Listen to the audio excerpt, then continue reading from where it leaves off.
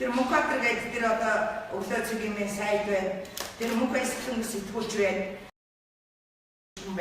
Эдний энэ хэмжүүлж нийтлүүлж байгаа энэ зүйлүүдийг би харах дээр зэрэг үнэхээр бол одоо энэ ноён уулын эсрэг нийт Монголын ард түмний үндсэн байдлаар газрын хэмжээнд орох баялаг нийт ард түмний мэддэг бөгөөд төрийн тусгай хамгаалтанд байна гэсэн энэ зарчимчууд нөлөөлж байна.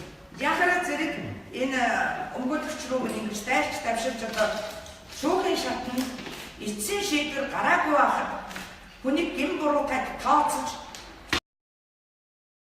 бүхий хүмүүсээс захиалгахтай гадны энэ центргол компаниас одоо магадгүй одоо мөнгө төгрөгийн асуудалтай байж болцсохгүйгээр одоо ийм үйл ажиллагаа явуулж байгаа гэж ноён улаан хөтөлбөрөөс үзэж байна.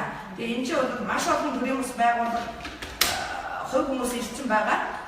Тэгээд энэ дээр би үндсэн хуулийн хэдэн заалтыг одоо сануулхад идэвхтэй байхаа гэж бодож байна. Энэ нь юу вэ гэхээр 16-гийн 14-нд өөрийнхөө өмгөөлөх хууль зүйн тусалцаа авах шударга шүүхээр шүүлэх хэрэгтэй гэж заасан байна.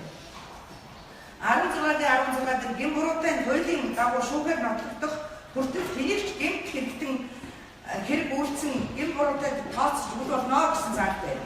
Эрүүгийн байцааг шийдэх хуулийн 13-ийн 1-дээр шүүхийн шийдэх тогтоол гарах хүртэл тэнэгч гэмт хэрэг үйлцэн гин буруутай тооцох байя гэсэн байна.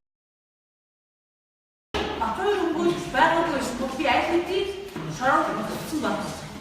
Хэрвээ та төрийн ахуйн шалтгаан яг авах энэ яг энэ сая хэлээд байна да. Мөнхбаатар гаргасан шүү дээ. Энэ гурван хүн биш ээ. Яг төрийн ахуйн шалтгаан байгаагүй. Битгий андуу цаа. Миний өгөх чадaltaй шудар би өөрийнхөө одоо өгөх төлөө хоолоогоо бэлэн шүү. Та нар хэрвээ